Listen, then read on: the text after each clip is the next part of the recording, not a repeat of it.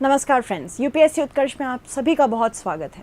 Iceland में हम देखते हैं रेक्याविक पेनिनसुला में लगातार वोल्केनोज का फटना एक तरह से डेंजरस तो है पर इंटरेस्टिंग भी है, क्योंकि वोल्केनिज्म जनरली तो हम पैसिफिक रिंग ऑफ फायर में देखते हैं, बट जो आइसलैंड के वोल्केनोज हैं रेक्याविक पेनिनसुला में वो इतने क्यों एक्टिव हैं, आज हम इसी के बारे में चर्चा करेंगे। साथ ही साथ जीएस मेंस पेपर 1 के according different kinds of volcanoes या ज्वालामुखी हम देखने जा रहे हैं। ठीक है, तो from the perspective of this examination it is important that हम करंट सिचुएशन को हमारे स्टैटिक सिचुएशन के साथ जोड़ के देखें। हाल ही में दक्षिण पश्चिमी आइसलैंड में एक ज्वालामुखी फटा है, जिसके कारण ग्रिंडाविक शहर साथ ही साथ भूतापीय ब्लू लगून स्पा को खाली करना पड़ा। आइसलैंड यहाँ पे मिड अटलांटिक ओशन रिज पे सिचुएटेड है। ये इतना एक्टिव इसलिए है क्योंकि पहली बात तो ये मिड अटलांटिक ओशन रिज पे सिचुएटेड है। यहीं पे नॉर्थ अमेरिकन प्लेट और यूरेशियन प्लेट रेगुलरली इंटरैक्ट कर रही हैं। इस वजह से आप देख रहे हैं कि ये एक्टिव रहता है, नॉर्थ अमेरिकन प्लेट और यूरेशियन प्लेट।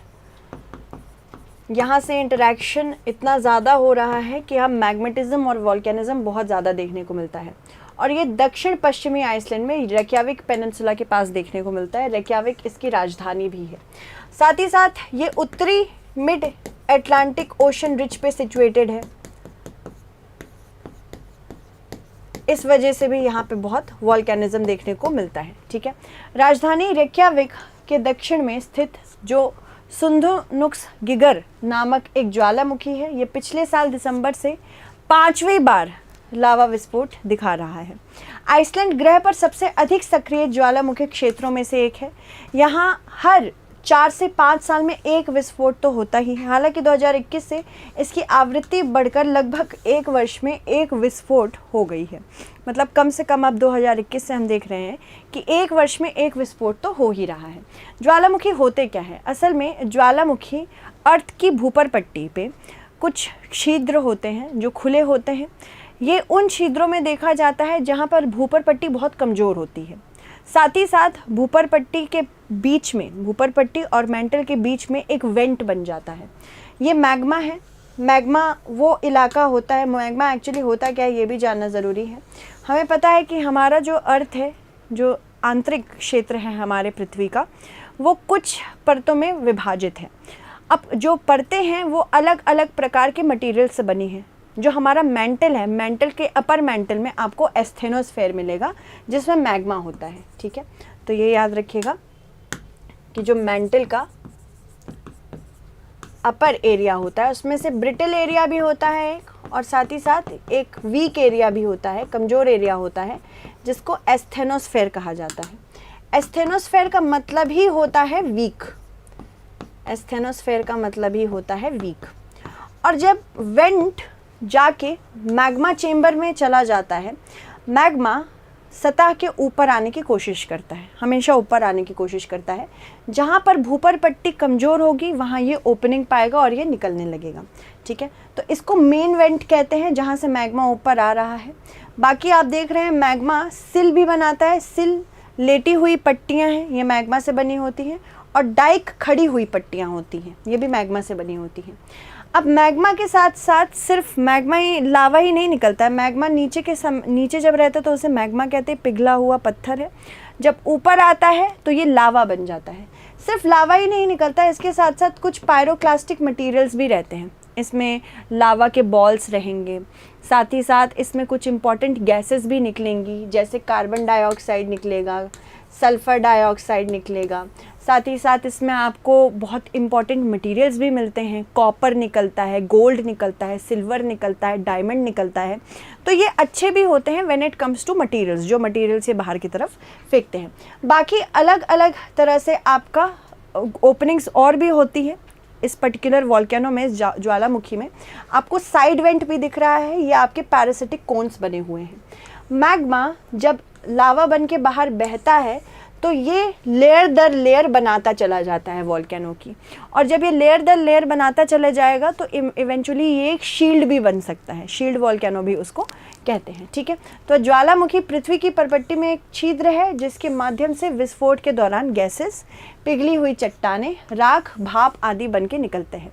ठीक है, ज्वालामुखी गतिविधि अंतर्जात प्रक्रिया का एक उदाहरण है। ज्वालामुखी की विस्फोटक प्रकृति के आधार पर अलग अलग बहिर्वेधी भू आकृतियाँ बनती हैं, जैसे कि पठार बनते हैं, है ना, पहाड़ बनते हैं, आकृतियाँ जैसे बैकोलिथ या लैकोलिथ भी बनती हैं। मैग्मा शब्द का प्रयोग पृथ्वी के आंतरिक पिघली हुई चट्टानों के लिए होता है, जैसे ही बाहर आती लावा बन जाती है।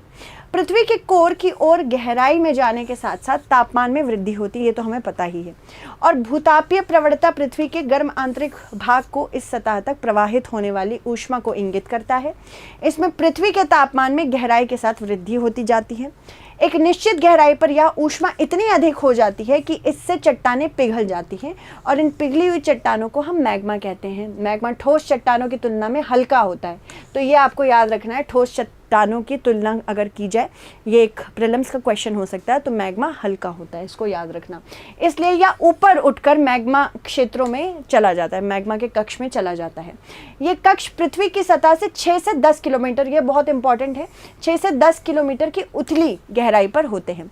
फिर कक्षों में एकत्र मैग्मा पृथ्वी की सतह की ओर छिद्र एवं दरारों के माध्यम से बाहर आता है और ज्वालामुखी विस्फोटक होता है। ज्वालामुखी कैसे विस्फोट, मतलब कब कब विस्फोट हो रहा है उनके अंदर, साथ ही साथ अगर हम देखें तो ज्वालामुखी किस प्रकार से बनता है, यहाँ पे हमने अलग अलग वर्गों में से रखा है। एक होता है सक्रिय ज्वालामुखी, जिसको हम वो एक्टिव वॉल्केनो कहते हैं, जो होलोसीन काल में बने हैं। जनरली ये सक्रिय माने जाते हैं, यानी कि होलोसीन काल विगत 11,650 वर्षों में बने हैं, ये सक्रिय हैं। दूसरे होते हैं प्रसुप्त ज्वालामुखी, डॉर्मेंट वॉल्केनो। ये ऐसे सक्रिय ज्वालामुखी हैं जो वर्तमान में उद्गार की प्रक्रिया में नहीं है, लेकिन भविष्य में इनमें विस्फोट हो सकता है, जैसे मौना लोआ पिछले 38 सालों में एक प्रसुप्त ज्वालामुखी था। मृत ज्वालामुखी जो अब कभी भी विस्फोट नहीं होगा, पर ये हमारे पास अभी तक कोई एक प्रॉपर इसके लिए साइंटिफिक एविडेंस नहीं है, वैज्ञानिक एविडेंस नहीं है कि कोई ज्वालामुखी डॉर्मेंट है या मृत हो चुका है, जो प्रसुप्त है या मृत हो चुका है या डॉर्मेंट है या डेड हो चुका है, हम कैसे जानेंगे? तो ये सबसे बड़ा एक सवाल है। ये अभी तक हमारे पास किसी भी साइंटिफिक एविडेंस से सपोर्टेड थ्योरी नहीं है। हो सकता है जिसको हम डेड मान रहे हो, कभी ना कभी वो विस्फोट हो इसमें भविष्य में किसी प्रकार की ज्वालामुखी गतिविधियों की कोई संभावना नहीं होती है, पर फिर भी अभी तक कोई वैज्ञानिक हमारे पास यहाँ रिपोर्ट नहीं है। ब्रिटेन का सबसे ऊंचा पर्वत जो है बेन नोविस, ये एक मृत ज्वालामुखी माना जाता है। ठीक है, उसके बाद विस्फोट के प्रकार के आधार पर देखें तो शील्ड ज्वालामुखी है, किस प्रकार से ज्वालामुखी बनते हैं। जब विस्फोट होता है, लावा जमता है, तो किस प्रकार से इनका विस्तार होता है, क्या ये बहुत लंबे होते हैं, तीव्र इनकी ऊंचाई होती है या थोड़े से तीव्र होते हैं, ये सारी चीज़ें देखनी पड़ती हैं। बेसाल्ट प्रवाह को छोड़कर पृथ्वी पर पाए जाने वाले सभी ज्वालामुखियों में शील्ड ज्वालामुखी सबसे विशाल होता है, तो ये याद रखना है।